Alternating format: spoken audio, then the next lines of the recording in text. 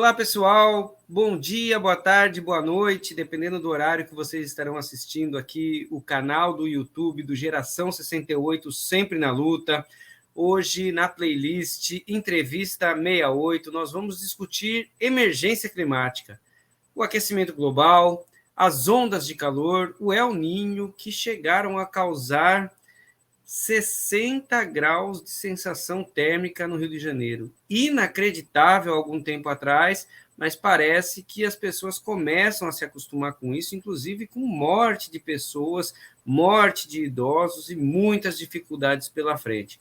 Vamos debater esse assunto aqui juntamente com a sempre presente, a jornalista super competente Cecília Cavalcante, que vai estar aqui conosco. E para fazer esse debate, eu vou chamar aqui o Marcelo Chueiri. O Marcelo Turco, ele é engenheiro, é professor, trabalha com desenvolvimento sustentável, é fundador e integra o movimento Geração 68, Sempre na Luta. Eu gostaria de pedir muito para vocês, chegamos a 1.000 pessoas inscritas no nosso canal, agradecer a vocês que estão inscritos, e quem não se inscreveu ainda, dá uma força lá, gente, é muita informação. São várias playlists, é o Geração 68 Debate, nós temos o Papo 68, temos aí essa playlist que vocês estão aqui com a gente, que é a entrevista que a gente faz, Mulheres na Política, é uma série de playlists. Vou passar a bola aqui para a Cecília, mas não se esqueçam, ativem o sininho, inscrevam no nosso canal, curtam e comentem e divulguem o movimento Geração 68 para que nunca mais aconteça. Cecília, a bola está com você. Olá a todos, é muito bom estar aqui de novo nessa entrevista com o Marcelo Chueiri, nosso companheiro do Geração 68, da Rede Democracia e de tantas lutas que a gente trava pela manter, né, a democracia e a liberdade, que é tão importante. Hoje, num tema que nos afeta a todos, independentemente de lados, de raças, de países, do que seja, a questão da emergência climática.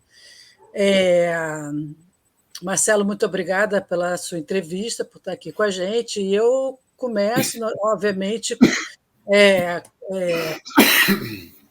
por descrever um pouco o que aconteceu no Brasil, especificamente, nas últimas semanas, que foi, como o Rodrigo citou, um calor extremo no Rio de Janeiro. Na realidade, a temperatura mais alta registrada no Brasil não foi no Rio, foi em Minas Gerais, mas a sensação térmica no Rio de Janeiro chegou a 60 graus, que é uma loucura isso, porque o corpo humano, para suportar isso, é muito complicado. E a gente tem, em outro lado, uma seca na Amazônia como nunca se viu, né, com os nossos rios, enormes rios secos, podendo ser atravessados praticamente a pé, criando uma série de transtornos, não só para os ribeirinhos, mas como para a navegação de produtos para outras cidades, porque o comércio todo é feito através dos rios, e atendimento médico, etc. E temporais destruidores, inclusive com ciclones, tornados em Santa Catarina e no Rio Grande do Sul, com uma queda na safra de trigo, principalmente, criando vários transtornos, destruição de casas, cidades, mortes, enfim. As mudanças climáticas chegaram, Marcelo? Sim. Na verdade, a emergência climática chegou, né? O nascimento de toda essa questão do aquecimento global acontece com o início da Revolução Industrial. Na verdade, que também só é possível como se descobre como produzir energia em grande escala através do carvão, né, da máquina a vapor. Isso acontece no século XVIII, tem uma capacidade de transformar a economia e o poder no mundo de uma forma extraordinária, né? Tanto é que o país que tanto inventa a máquina a vapor, começa a utilizar o carvão que é um combustível fóssil em grande escala, ele permite exatamente a existência das fábricas, né? E, portanto, da Revolução Industrial, com uma capacidade de levar o transporte, né, humano, de cargas, etc., a uma escala nunca vista, né? A máquina a vapor, por exemplo, permite que se construa os trens, as estradas de ferro, que mudam completamente os meios de transporte, né? Antes disso, o que o ser humano tinha conseguido alavancar como meio de transportes mais rápidos do que ele mesmo, né, era o cavalo, né, que foi o cavalo, o camelo, ou seja, a domesticação de animais, que o ser humano consegue andar 10 km por hora caminhando, correndo um pouco mais do que isso, o cavalo chegava a 80 km por hora, enfim. Mas aí, com a Revolução Industrial, passa-se a produzir grandes meios de transportes, né? Como eu disse, a estrada de ferro, os grandes navios a vapor. O país que sai na frente tecnologicamente disso é a Inglaterra, e não é à toa que, a partir disso, se cria o grande Império Britânico, né? Essa revolução tecnológica dá à Inglaterra uma condição inigualável, né? E ter produzido o maior império do mundo, né? Que alguns dias, como se dizia na época, o sol nunca se impõe no Império Britânico, né? Porque era na África, Índia, enfim, no mundo inteiro essa presença. No final do século XIX, começo do XX, há uma segunda grande revolução do uso das energias fósseis, que é o petróleo, que tem uma capacidade energética muito maior do que o carvão, e aí isso produz novas revoluções, principalmente nos meios de transporte, né? Vamos lembrar que a estrada de ferro convivia com a carroça, com a carruagem, né? Porque você não consegue, com um motor a vapor, fazer andar um pequeno veículo. Também não podia ter avião. O que o petróleo cria, né, o que se diz o século, pelo menos boa parte do século XX, o século do petróleo, do carro e do avião, né, que mudam completamente o avanço econômico e tecnológico do mundo. E aí o país que emerge como o principal país, tanto em inovação como numa grandes jazidas de petróleo, etc., são os Estados Unidos, né? Então, de certa maneira, a transição do poder no mundo, ele advém muito dessas formas de produção dessa energia, né?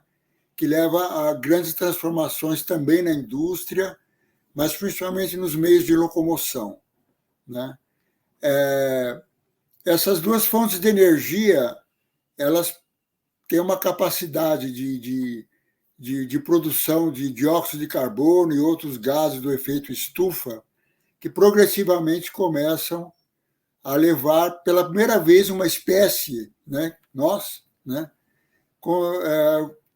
a afetar o clima, né, e a existência do planeta de um impacto gigante, né?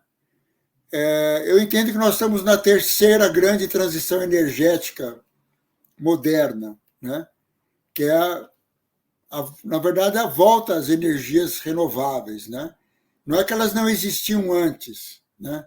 Por exemplo, a Europa dominou a América porque ela tinha grandes barcos que se moviam ao vento, né? Pelo vento, grandes embarcações, as caravelas, etc., que os indígenas das Américas não conheciam, né? Também por um acidente histórico das espécies, não existia cavalo nem camelo nas Américas, né? Então, os povos originários das Américas, eles não tinham essas formas de locomoção, de produção de energia, né? E levou a um grande desequilíbrio tecnológico e levou à dominação completa das Américas pelos europeus, né? Eu digo isso, é um pouco uma digressão teórica, mas isso é uma coisa importante, porque essa capacidade de produzir energia fora do próprio corpo, que só o ser humano tem, é o que progressivamente vai lhe dando uma condição de espécie dominante, né? e chega nesse patamar de usar energias fósseis, né? Ou seja, combustíveis fósseis que foram gerados pela Terra em milhões, centenas de milhões de anos, né? E que agora não são renováveis, porque elas estão ali, elas vão se esgotar um dia. Mas elas têm esse grande efeito deletério, que é a levar ao aquecimento global. Não é a única fonte, não é a única fonte, né? Essa forma de civilização que nós temos, né? Que leva ao desmatamento para a agricultura, para produzir cidades, estradas, etc., é outro grande causador desse aquecimento global, né? Então, vamos dizer que a nossa civilização, que muitos prezam tanto e que realmente conseguiu transformar o mundo numa escala absurda e levar a população humana também numa escala nunca vista, né? O mundo tinha centenas de milhões de pessoas antes da Revolução Industrial. Hoje nós temos 8 bilhões, né? Enfim, mas tudo isso leva a um grande desequilíbrio da natureza que se volta contra o próprio ser humano, né? Como dizia o chefe Seattle, né? No século XIX, ainda há 150 anos, o homem não é o dono da vida, o homem é um dos fios da vida. E o que ele fizer para o planeta, né, vai se voltar contra si mesmo. E é o que nós estamos vendo hoje.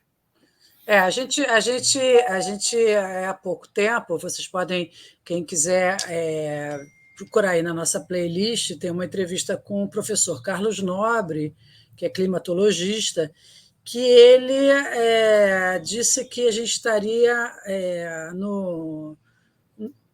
chegando no ponto sem volta. O que significa que, se chegar nesse ponto sem volta, é o começo do fim da humanidade, porque o planeta não consegue se regenerar. Ele estava falando, ele é especialista na área amazônica, e, obviamente, uma das soluções seria reflorestar a floresta, né? Você fazer um grande processo de reflorestamento.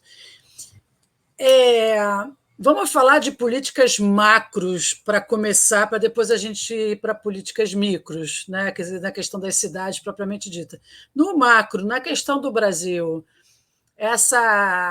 uma das promessas do presidente Lula foi o desmatamento zero. Né?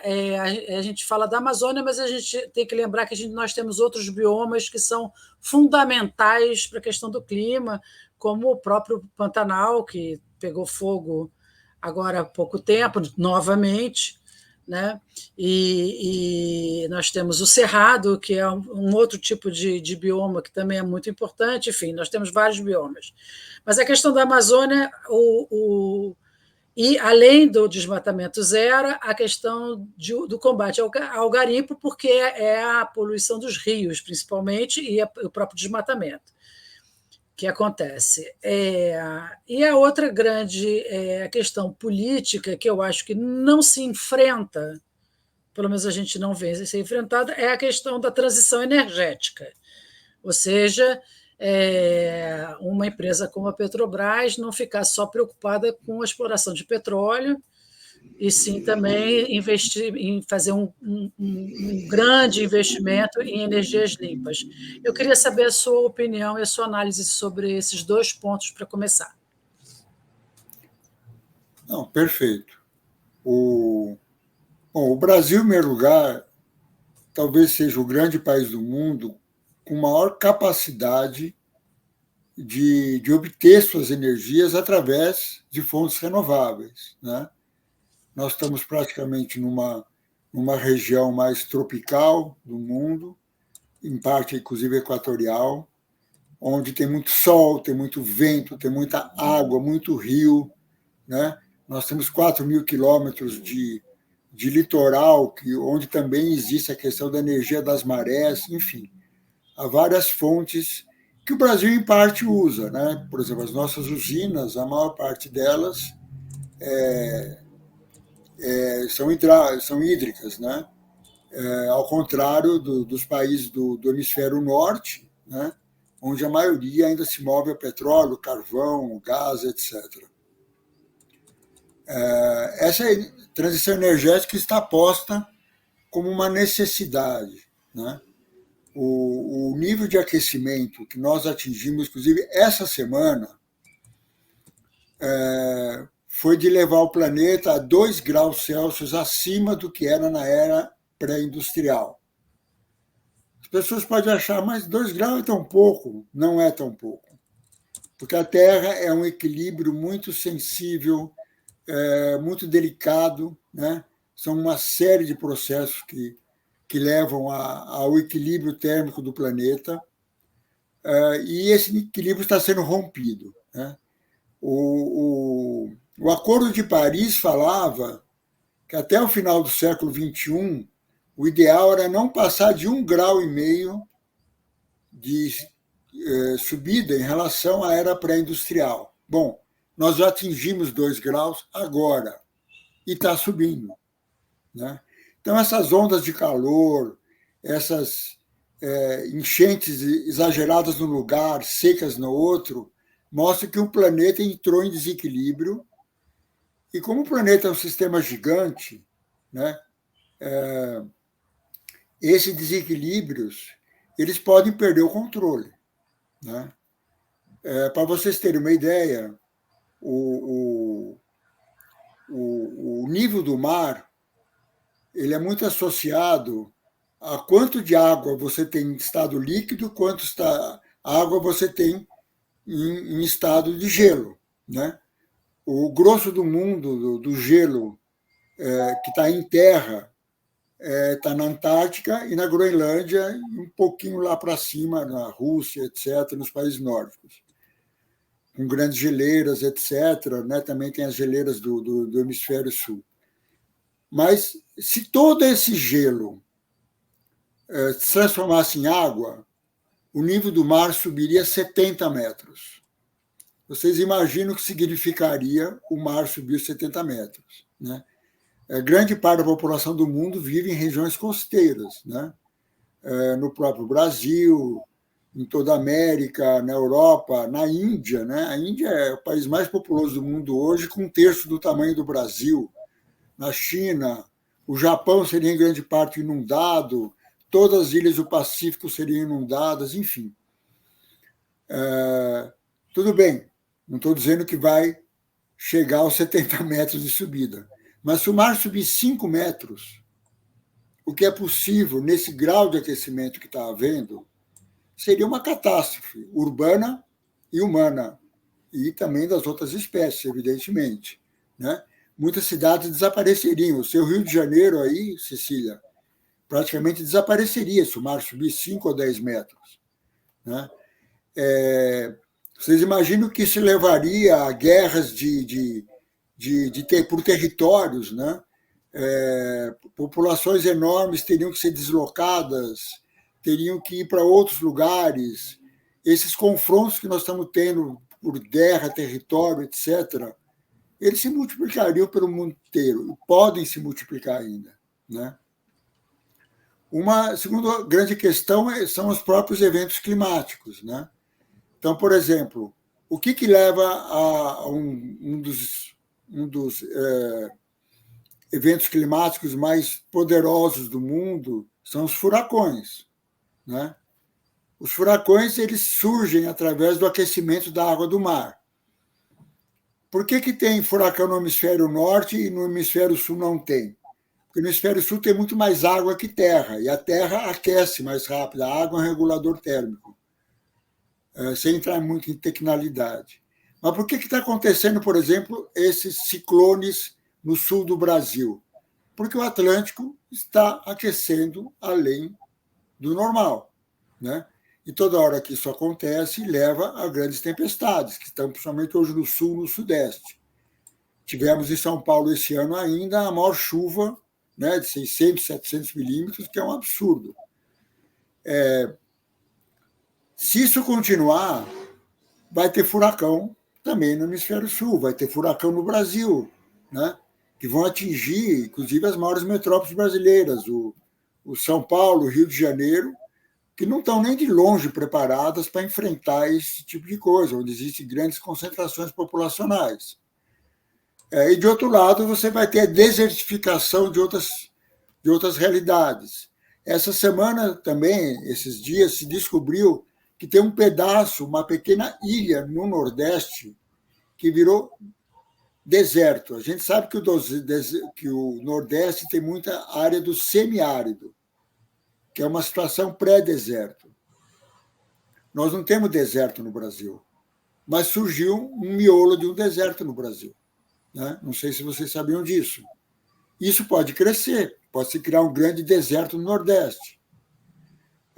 O pior deserto de todos que poderia avançar seria na Amazônia. Né?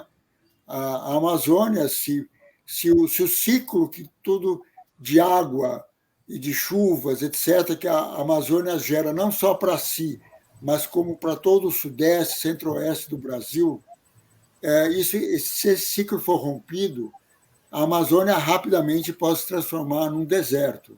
Né? E aí afetar o clima global seria um desastre para o Brasil. Né? A Amazônia gera os tais dos rios voadores, que trazem chuvas para o Centro-Oeste, para o Sudeste brasileiro, até para a Argentina, etc., que grande parte da agropecuária de todas essas regiões dependem da Amazônia. Né? Se você for ver, nós estamos aqui no Trópico de Capricórnio. No mundo inteiro, todos os desertos estão no Trópico, ou de Câncer, no hemisfério norte, ou do Capricórnio no hemisfério sul. Então, por exemplo, o deserto da Atacama está no Trópico de Capricórnio. O deserto da Namíbia, o deserto da Austrália, no hemisfério norte, o deserto do México, os Estados Unidos, o Saara, que é o maior deserto do mundo, o deserto da Arábia e muitos outros estão nessas regiões. O Brasil, nesse sentido, ele tem essa condição excepcional, né, tanto de vida vegetal como de permitir uma agropecuária intensa por causa da Amazônia. Né? Enfim, esses efeitos todos, isso não é teoria, isso hoje 99% de quem estuda a questão climática tem um consenso sobre isso. Tem os negacionistas, lógico. Né?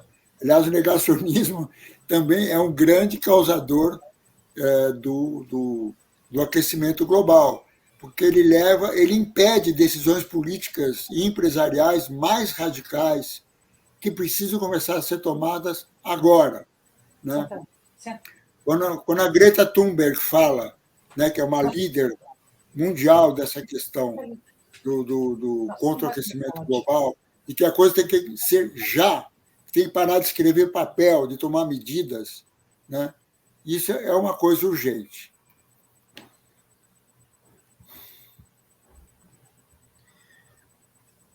Marcelo, eu quero colocar aqui uma questão importante, porque realmente aqui no Nordeste, eu estou agora em Natal, né? Existem áreas que o semiárido está se tornando clima desértico. Tá? Nós, inclusive, fizemos a primeira COP, que é a Conferência Potiguar do Clima, foi chamada assim, lógico, tendo a COP mundial, né, como aquilo que fez a gente pensar sobre como trazer para cá. Foi a primeira estadual no Brasil, foi a primeira feita no estado do Brasil. Inclusive, a Marina Silva fez um vídeo elogiando a iniciativa, né?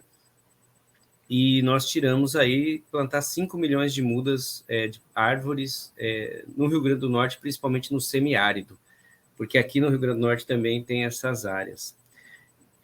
E tem uma questão também que você coloca, que é a questão das energias limpas, né? Mas quando eu morava no Paraná, eu tinha uma visão de energia limpa. E agora que eu vim para cá, eu tenho outra. E é um problema muito sério também. Por exemplo, as eólicas, elas trazem muitos problemas para o Rio Grande do Norte. Muitos problemas de expulsar famílias da terra, né, problemas de barulho, né, problemas de matar animais, problemas de estar em parques, inclusive de preservação, que não deveriam estar, problemas de que conseguem, inclusive, uma quantidade muito alta de dinheiro, isenções de impostos, isso não fica nada aqui, vai tudo para fora, porque são empresas internacionais. Quando a gente vai para o Agreste, por exemplo, assim, a gente vê muita eólica, né? E existe uma discussão muito forte sobre isso, né? Porque também, mesmo as energias limpas, elas não conseguem, né? Elas são utilizadas geralmente para a eletricidade, né? E não para a indústria pesada, né? Que seria ainda a utilização do carvão, do petróleo e tudo mais. Então, eu queria, disso que a gente está discutindo, inclusive amanhã nós vamos ter uma reunião muito importante aqui no Rio Grande do Norte sobre isso, aqui em Natal. Eu queria que você colocasse um pouco, porque se você pegar 73% da geração dos efeitos de gases de estufa no Brasil, em que pese que 80% em São Paulo é veículo, no Brasil 73% pelo peso da Amazônia é de devastação, né? É de corte de árvores mesmo para gado. Então, você faz o desmatamento, dá um problema sério que você tira a árvore, ao mesmo tempo você queima essa madeira e ao mesmo tempo você põe gado que tem o metano, que não é tanta quantidade, mas é uma potência muito grande também. Então, eu queria que você comentasse um pouco que eu não acredito que essas gerações, a nossa aqui, a próxima, imediata, eu acredito que sim, a posterior, ela possa diminuir ou até mesmo virar vegana e acabar com o consumo de carne. Mas nós não conseguiremos. Então, assim, eu queria que você comentasse duas coisas. A questão do desenvolvimento sustentável, que você é especialista nisso, a possibilidade de desenvolvimento sustentável dentro do capitalismo, que é uma sociedade extremamente ligada ao consumo, onde quem se dá bem é quem consegue fazer com que as pessoas consumam mais. E a outra coisa é qual a saída. Como que a gente fala para as pessoas assim, substituir a carne? Eu mesmo, quando eu morava no Paraná, ali em Paranaguá, eu e minha companheira, a gente fazíamos de segunda a quinta noite uma alimentação só com vegetais. Sexta, sábado, domingo a gente fazia churrasquinho, essas coisas. Eu acredito que isso ajuda, porque isso daí, se você veja meu raciocínio, se você consegue que 5% da população vire vegano, é importante. Mas se você consegue que 90% da população diminua drasticamente o consumo de carne, eu acredito que seja mais importante. Então, eu queria que você comentasse esses dois aspectos. Um da sociedade de consumo e o outro de como que a gente faz para reduzir o consumo de carne, já que a grande maioria, 73% dos gases de efeito estufa estão ligados ao desmatamento que está ligado à pecuária, né? Bom, primeiro, a questão de cessar o desmatamento é vital. Mas não só, como você falou, nós temos que reflorestar, né? Não basta você não deixar que no futuro continue se desmatar, mas precisa reflorestar. Da Mata Atlântica, que alguns dizem que é a mata mais antiga do mundo, é a mãe de todas as matas, sobra menos de 10% hoje, né? Estado de São Paulo, Rio de Janeiro, Minas, Bahia, enfim, uma parte do Sul, tudo isso foi destruído, né? Eu acho que também acho relevante o que você falou sobre como a energia eólica, né, os impactos que ela também traz para a vida social, para a vida animal, etc. Aí eu sou engenheiro elétrico, né, então essa questão de geração de energia é uma das coisas que eu estudei na vida. A questão não é usar ou não energia eólica, por exemplo, vamos partir disso, mas como é construído esses parques eólicos, né? Porque a tendência que tem é você concentrar num ponto a geração, depois você tem todo o grande problema de transmissão, que gera outros impactos, perda de energia, etc. Né? Então, também tem uma visão de você fazer uma geração de energia mais pulverizada. Né? Esse seria um caminho. Pequenas unidades de geração de energia para atender comunidades, cidades, etc. Né? Na verdade, envolve uma mudança da concepção de como nós intervimos para produzir essa energia. Né? Esse é um ponto-chave. Para isso, o que é vital é pesquisa. as coisas só avançam com mais conhecimento, né? Eu acredito que haverá formas muito mais saudáveis, menos impactantes, etc., de que essas energias renováveis sejam utilizadas, sejam produzidas, sejam levadas à população, né? Aí que, pegando até o gancho da pergunta que a Cecília fez, eu acho que a Petrobras, a primeira grande questão que ela precisaria fazer, porque a Petrobras tem que fazer a sua transição energética, né? Ela é a maior empresa do país. O setor de petróleo e gás é quase 15% do PIB brasileiro, né? Então ela tem um impacto tremendo, ela é um ativo nosso. Mas se ela ficar focada centralmente no petróleo, primeiro, ela vai estar contribuindo para o aquecimento global de uma maneira exponencial, né? Então, nós precisamos pensar que a nossa principal empresa, que é produtora de um combustível fóssil, que é um dos grandes causadores do aquecimento global, e a Petrobras não é pouca coisa. A Petrobras é a 8ª empresa petrolífera do mundo, né? Ela tem nós entramos no top 10 da produção do petróleo. Lógico que a primeira é a empresa lá da Arábia Saudita, né? Mas tem também Exxon, etc., as grandes empresas ocidentais, a grande empresa estatal russa, né? Enfim. Ela precisaria iniciar a transição energética dela como maneira, inclusive, de contribuir para a transição energética do Brasil e do mundo, né? À medida que nós temos todo esse potencial. Mas sem conhecimento, sem baratear as formas de produzir, sem criar formas, como eu disse, mais descentralizadas, miniaturizadas dessa produção de energia, né? Eu digo não só a eólica, a solar, a hidráulica, etc. Esse seria um caminho, mas aí precisa de pesquisa. Quando a Petrobras descobriu que tinha o pré-sal, a 7.000 metros de profundidade, petróleo, ninguém explorava petróleo a 7.000 metros de profundidade no mundo, né? A Petrobras investiu um dinheirão na universidade aí do Rio de Janeiro, também em outra universidade do Brasil. Em 2 anos estava pronta a tecnologia de exploração de águas profundas. Por que esse potencial da Petrobras, se ele for colocado em pesquisa para produção de energia limpa, limpa mesmo, energia de baixo impacto, energia que possa ser produzida de forma descentralizada, né? Isso poderia ser um grande avanço, né? Não é que a Petrobras ela pode até produzir parques eólicos, etc. Também tem a história do parque eólico no mar, né? Que aí não tem esse mesmo impacto que tem na vida das comunidades, das cidades. Ou seja, tem alternativas, mas precisa avançar no conhecimento.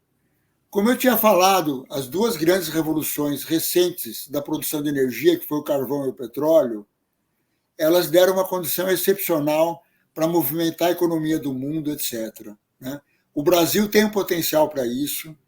O Brasil tem uma grande empresa que poderia, por ser estatal e não ser totalmente fechada por interesses privados, ela poderia assumir um papel estratégico, né, de começar aos poucos, né, que eu chamo ela de se transformar numa empresa híbrida, onde ela tem uma parte que ainda produz petróleo, porque não tem como fugir disso, inclusive financeiramente para o Brasil seria um desastre, né?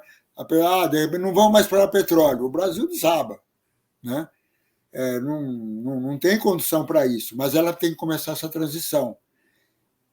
A questão da pesquisa é vital, né? Primeira questão que você levantou, eu conheço esse problema dos parques eólicos, precisa mudar completamente isso, mas aí vem essas concepções, formas mais rentáveis de produzir essa energia, descentralizar, né? Ter soluções em municípios, em micro-regiões, etc. Ou até para empresas pesadas, né? Que elas mesmas produzam para ela, né? Para não precisar importar essa energia de outro lugar e tudo mais. Marcelo... Bom, a questão do desmatamento, como eu falei, não basta parar de desmatar, tem que reflorestar, tem que ter um grande projeto nesse sentido, né? Essa questão do consumo da carne, isso não é uma transição fácil, né? Mas também tem trabalho, tem pesquisa que vai nessa direção, de produzir proteínas que não sejam animais, né? Mas mesmo se o consumo da carne for diminuindo, mas ainda tem um peso grande, isso não necessariamente precisa desmatar, né? Aí também entra pesquisa e conhecimento, você aumentar a produtividade, etc., né? Enfim, o conhecimento, a ciência tem que ser o grande suporte dessas transições, né? Sobre a questão do consumismo e do capitalismo, bom, não sei se alguém considera a China um país socialista. A China é o maior poluidor do mundo, né? Então não é tão simples assim, né? O segundo é os Estados Unidos, mas os Estados Unidos é metade da China. Aí depois vem a Rússia e a Índia, né? Enfim, são os grandes poluidores do mundo hoje. Desse país, quem está tomando medidas sérias no sentido ou de diminuir essa produção de energia fóssil, né?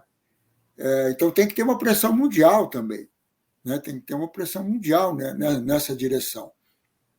Agora, eu acredito que o Brasil possa até se tornar um líder dessa transição energética, pelas condições que o Brasil tem, geográficas, climáticas, etc., né? E também por ter uma empresa do porte Petrobras que é pública, que poderia seguir uma política pública estratégica no sentido de desenvolvimento sustentável. Mas você não vê essa discussão colocada. Algumas pessoas colocam, né? O Haddad fala muito nisso, algumas lideranças, mas mesmo muitas lideranças de esquerda, centro-esquerda, né, não enfrentam essa questão. Não está no debate público isso. Talvez agora que tem gente morrendo de seca, de calor, de enchente, enfim, finalmente comece a se criar uma consciência pública que também impacte as decisões políticas, né? Mas esse é um caminho central, imediato, que a gente precisa fazer, né? Nós estamos falando muito do lado da produção de energia, mas tem outro impacto. E as pessoas? Como é que o Brasil tem 5.570 municípios? Como cada cidade, cada município pode se tornar resiliente a essas mudanças climáticas, né? Porque enquanto não houver essa transformação que tem que ser global, né? Porque a produção de petróleo, etc., é mundial. Por ano, o mundo lança 30 bilhões de toneladas de CO2 na atmosfera. É uma coisa absurda. Isso é totalmente produzido pelo ser humano. É a nossa civilização que criou isso, né? Então, nós precisamos pensar num outro modelo de desenvolvimento, que é o desenvolvimento sustentável. Você tem que ter desenvolvimento, porque como é que você vai alimentar 8 bilhões de pessoas? Marcelo, deixa eu te interromper, porque você está chegando no ponto que eu queria jogar uma pergunta para a gente entrar no específico, né? Porque nós já temos 8 bilhões de pessoas do mundo, nós já temos as cidades colocadas aí, não só temos que alimentar, como temos que manter o mínimo de qualidade de vida para as pessoas. Especificamente no Brasil, com as questões climáticas que estão acontecendo, e isso não tem. A sensação que me dá é assim, não tem volta. Por exemplo, a notícia de hoje da questão climática no mundo é que o maior iceberg da Antártica se desprendeu da placa. Isso significa que é um iceberg 2 vezes o tamanho da cidade de São Paulo. Ou seja, a rota dele ainda não está prevista, mas isso vai criar, né, uma catástrofe bastante grande, e, obviamente, cada vez que ele se desloca, que ele sai do polo, ele vai derretendo, e isso aumenta, é o que realmente faz aumentar o nível dos oceanos. Esse é o grande... Porque esses 2 graus que você citou, aonde no mundo foi mais quente, foi exatamente na Antártica, que é o grande termômetro que os cientistas têm para medir os impactos das mudanças climáticas. Então, assim, do ponto de vista macro, eu acho que a gente tem muita coisa para falar, mas só está acontecendo. E eu fico imaginando o que aconteceu com as chuvas, tanto no Rio Grande do Sul, tanto no Sul, na região Sul, como em São Paulo, como o calor extremo no Rio de Janeiro, como a seca na Amazônia, como é que se lida com uma população nas cidades? Quer dizer, aqui no Rio, até a questão de show, né? Com 50 graus de sensação térmica, morrendo gente, as pessoas sendo levadas para hospitais, jovens e tal, porque não suportam o calor. Então, assim, que medidas... Quer dizer, ano que vem a gente tem eleições para prefeito. Qual é o discurso básico para um prefeito pensar na sua cidade neste momento, neste mundo onde este é o nosso novo normal? Bom, primeiro, as cidades, a maioria foi mal construída, né? Ocupando os vales dos rios para fazer avenidas, né? São Paulo está cheio disso, todas as grandes cidades têm isso. Vastas regiões com asfalto, com prédio, né? Como diz aquela líder indígena, né? Que lá do Jaraguá, onde a gente lançou a Rede Democracia, São Paulo é uma cidade que só tem pedra, né? Então, primeiro, precisa diminuir drasticamente as ilhas de calor. Isso tem que se fazer com a arborização e tem um caminho, né, com que a gente também trabalha, que são as soluções baseadas na natureza, né? Tem que recuperar os rios que passam por dentro das cidades, né? Rearborizá-los, afastar a ocupação humana de perto dos rios, né?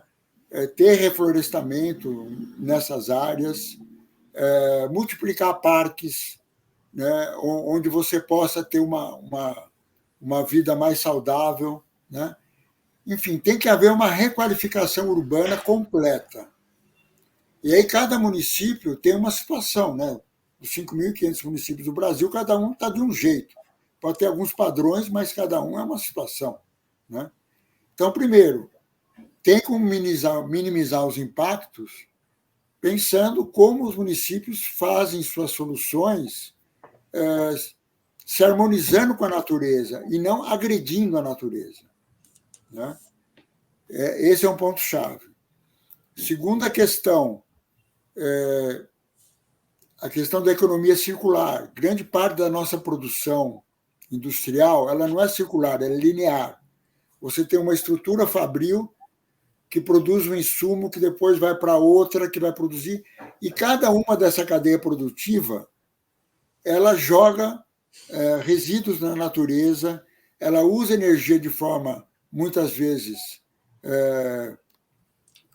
de uma forma de desperdício, etc. O que é a economia circular? É você ter técnicas, tecnologias de reaproveitar tudo que é produzido, né? Então, por exemplo, indústria têxtil, que é um projeto que eu estou envolvido hoje numa cidade do interior de São Paulo. Tudo resíduo da indústria têxtil, ele pode ser utilizado para produzir novos fios e novos tecidos, né? Você deixaria de jogar, no Brasil se joga 200 mil toneladas de resíduo têxtil na natureza. Esses 200 mil toneladas pode se transformar em novos fios, novos tecidos, gerar renda, lógico, de várias formas. Você pode fazer isso por cooperativas, por artesanato, enfim, tem uma série de formas disso. Isso envolve políticas públicas, isso envolve cada cidade repensar a maneira como, primeiro, ela geograficamente está instalada e como ela agrediu a natureza e reverter uma parte disso. Segundo, o que é produzido nela ser reaproveitável, ter coleta seletiva também nas residências. Eu estou falando aí, seria uma seletiva nas indústrias e nas grandes instituições, mas também tem a doméstica, né? Você utilizar essa coleta, o resíduo não reciclável como fonte de energia, né? Você produzir fontes de energia a partir do seu próprio lixo. Esse é o conceito da economia circular. Nada ser desperdiçado, nada ser jogado nos rios, nos mares, etc. Né? É tudo ser reaproveitado. Esse conceito de economia circular, que pouca gente discute, ele é central nisso. Né? Então, eu lançaria pelo menos essas duas questões. As cidades buscarem soluções baseadas na natureza, nem que tenham que voltar atrás de algumas decisões que já tomaram. Né? Segundo, tudo que é produzido na cidade, industrialmente, entrar num ciclo de reaproveitamento, e tudo que é jogado fora, não só pela indústria, mas pelas residências, tudo, se transformar em fonte de energia e não fonte de poluição da natureza.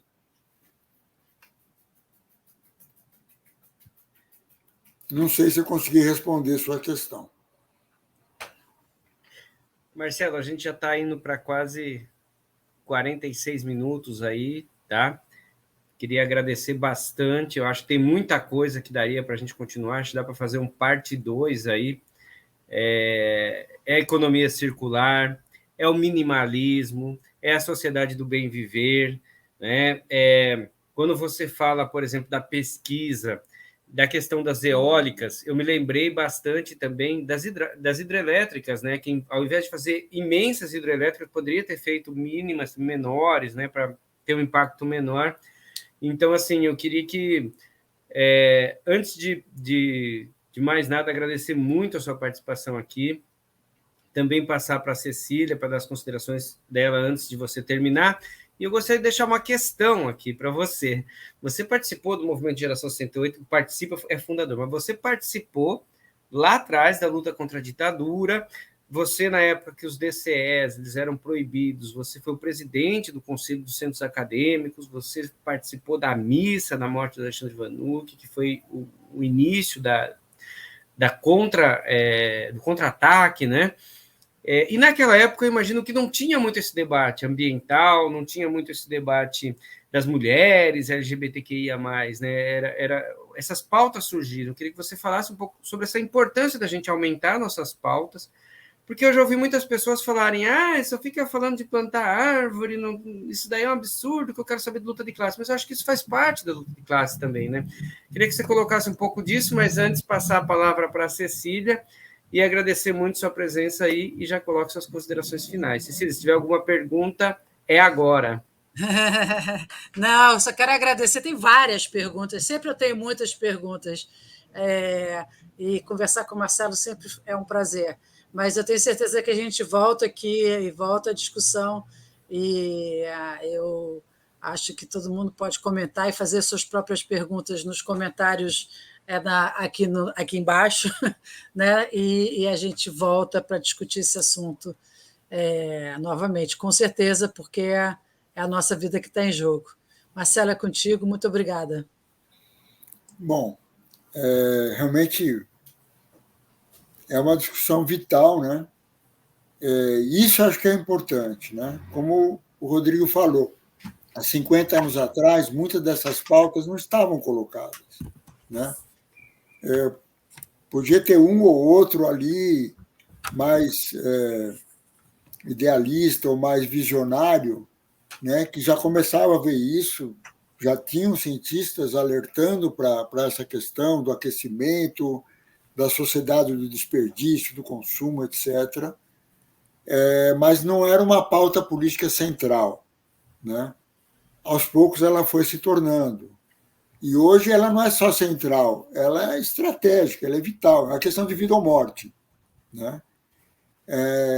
Talvez seja uma das pautas mais importantes do mundo para o século XXI, né?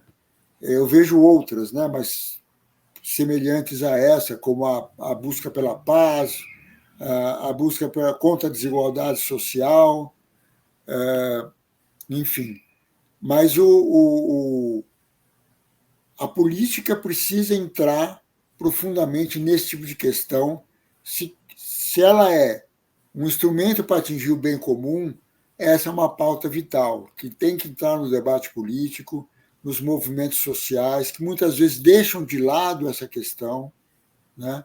Não consideram uma questão importante ou não veem 1 metro na frente do próprio nariz e tudo mais.